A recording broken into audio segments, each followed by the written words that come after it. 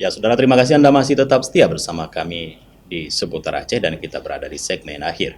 Pemirsa, para bakal calon anggota legislatif Bacalek untuk DPRK Bener Meriah yang ikut tes uji mampu baca Al-Quran masa perbaikan hanya 42 orang dari 141 orang tidak hadir pada tahapan pertama.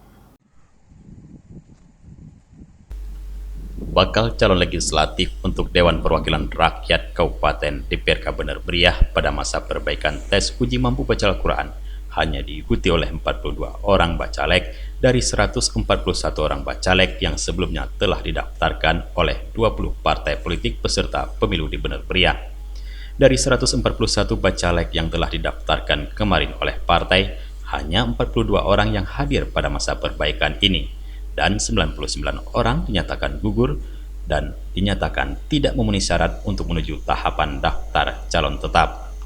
Dari 42 bacalek yang ikut tes baca Al-Quran, tidak hanya dilakukan secara langsung, bahkan salah satu bacalek dari Partai Bulan Bintang mengikuti secara video call karena sedang berada di negara Thailand.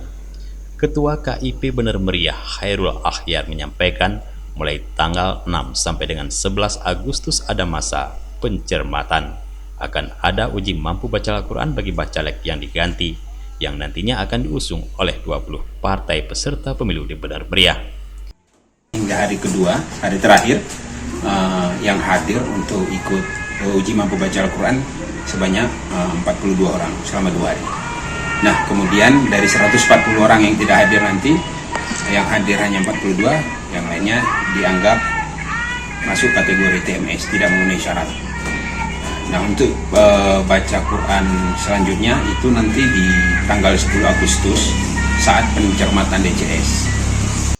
Dari Bener Meriah, Tim Liputan Aceh TV melaporkan.